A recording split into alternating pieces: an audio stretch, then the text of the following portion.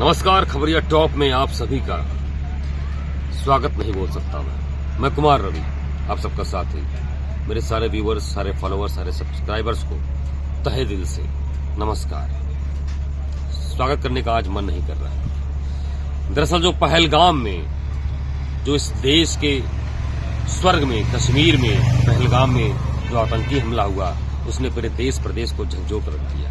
जो 28 मौतें उन बेगुनाह पर्यटकों की हुई है, वो वाकई कई सवाल खड़े करती है। फिलहाल खबरिया टॉप की टीम की तरफ से राजधानी लखनऊ मुख्यालय की धरती से उन सारे हमारे देशी विदेशी पर्यटकों को बहुत बहुत श्रद्धांजलि।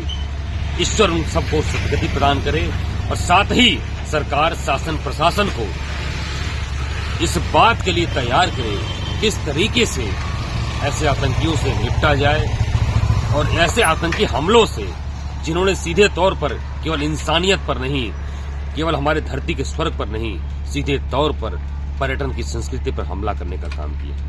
जी हाँ, आइए हम बात करते हैं 28 जो हमारे वीर, जो हमारे पर्यटक थे, अलग अलग प्रांतों से थे, उत्तर प्रदेश से थे, बिहार से थे, केरल से थे।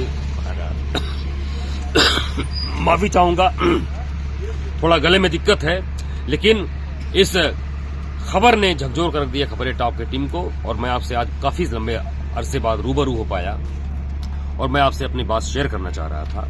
आइए हम बात करते हैं अभी जम्मू की धरती से लौटे हुए एक ऐसे यात्री से, लखनऊ से आए हुए हैं।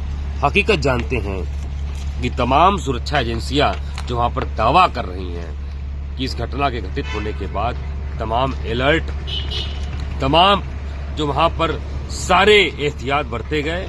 आइए इस पर हम बात करते हैं एक लखनऊ के एक यात्री से कि वो क्या खबरिया टॉप की टीम के साथ साझा करते हैं। क्या बताना है? मैं लखनऊ से अपनी बेटी के साथ जो है। क्या नाम आपका भैया? समीर। कहाँ कर लो भैया? लखनऊ। अच्छा, इंदिरा नगर। हाँ। मैं अपनी बेटी के साथ गया था दर्शन करने।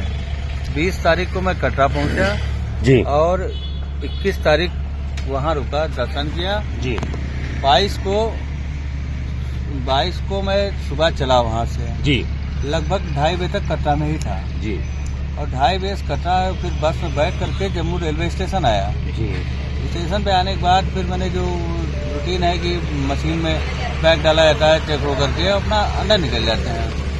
आ करके स्टेशन पे फिर मैं कोलकाता जम्मू तवी से आया हूँ लखनऊ। तो और फिर उसके बाद जब वो ट्रेन चली तो ऐसा होता है कि आपको ये कब पता चला समीर जी कि नहीं ये घटना पहलगाम में हुई है? आप जम्मू में थे, कटरा में थे, कब आपको पता चल पाया?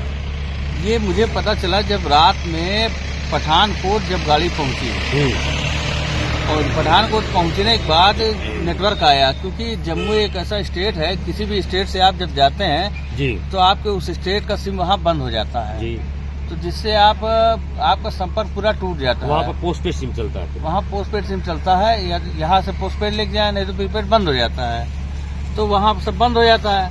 यहाँ जब नेटवर्क आता है तो हर आदमी मोबाइल बिना अधूरा समझता है, तब से अपना मोबाइल देखता है तुरंत। तब मोबाइल देखने के बाद पता चले कि इतनी बड़ी घटना हो गई जी।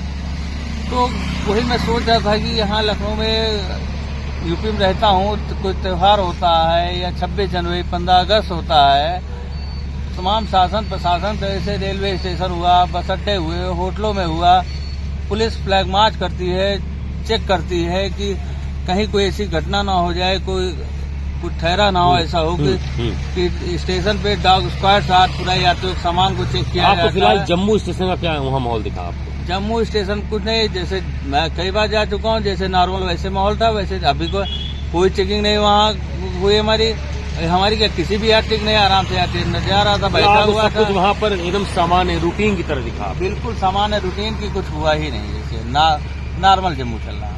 देखिए, ये यहाँ पर आपके सामने लाइव तौर पर यहाँ समीर जी थे यहाँ पर, जो अभी अपने बच्चों के साथ, परिवार के साथ जम्मू से लौटे। आज ही सियालदा जम्मू तवी ट्रेन से यहाँ पर आज आए हैं, शाम को बता रहे हैं 5-6 बजे के करीब यहाँ पर आए हैं, इनका टिकट था।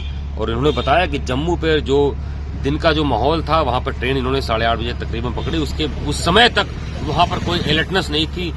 फिलहाल सरकार और केंद्र का और सुरक्षा एजेंसियों को जो दावा है कि तमाम तरीके के सुरक्षा अलर्ट वहां पर बरते गए, लेकिन हकीकत आप आंखों देखा हाल आप ये समझ सकते हैं। जम्मू से लौटे लखनऊ जो यात्री हैं, समीर जी इनका परिवार था, ये इनको पठानकोट में देर रात जो है इनको जाकर जब इनका मोबाइल नेटवर्क में आया तब इनको पता चला।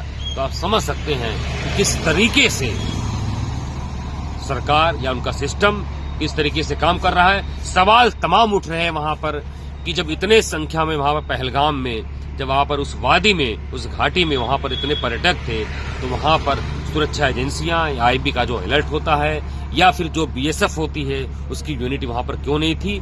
और आपने तमाम ऐसे वीडियो अभी तक देखे होंगे, 24 घंटे से अधिक बीत चुका है कि वहां के पहलगाम के लोग ही खुद कह रहे हैं कि कश्मीर के इस बाजवा में किसी ने जहर मिला दिया। बाजवा मतलब ऐसा दस्तरखान जो खास तौर पर खाने पीने के लिए इस दस्तरखान का आयोजन किया जाता है और वहां पर कश्मीरी व्यंजनों का जो एक लुत्फ लोग उठाने के लिए बैठते एक साथ हैं, उसको कश्मीरी वाजमा कहा जाता है। तो ऐसे में तमाम वीडियो यहाँ पर देखने को मिले, सुनने को मिले कि वहां के लोग, पहलगाम के लोग तमाम उन्होंने, क्योंकि अभी ये अप्रैल मई का जून छुट्टी का समय होता है, तो ऐसे में उत्तर प्रदेश बिहार तमाम जो है प्रदेश से लोग घाटी की तरफ बढ़ते हैं, ठंडे प्रदेशों की तरफ बढ़ते हैं। तो निश्चित तौर पर केवल यह इंसानियत पर यह आतंकी हमला नहीं है, सीधे तौर पर कश्मीर की घाटी में उन पर्यटन की संस्कृति पर, उस पर्यटन के पूरे कारोबार पर हमला है, जो इसके बदौलत वहां पर अपने जीविकोपार्जन ऐसे कश्मीरी लोग, पहलगाम के लोग करते थे। जैसा कि तमाम ऐसे वीडियोस आपको सुनने को मिले होंगे, देखने को मिले होंगे कि वहां पर लोग कर्जे लेकर ऐसे इस 2 महीने की तैयारी पूरी करते हैं कि तमाम देसी विदेशी पर्यटक ऐसे घाटियों में आएंगे और उनके घर की रोजी रोटी चलेगी। तो आप समझ सकते हैं कि किस तरीके से इस धरती के स्वर्ग को जो आतंकी हमले ने किया है वह बहुत अलग तरीके से प्रभावित करता है, केवल इंसानियत को नहीं, पर्यटन को साथ साथ ही राष्ट्रीय क्षति भी इस तरीके से होती है।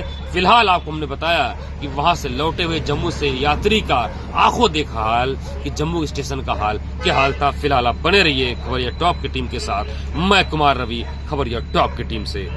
धन्यवाद।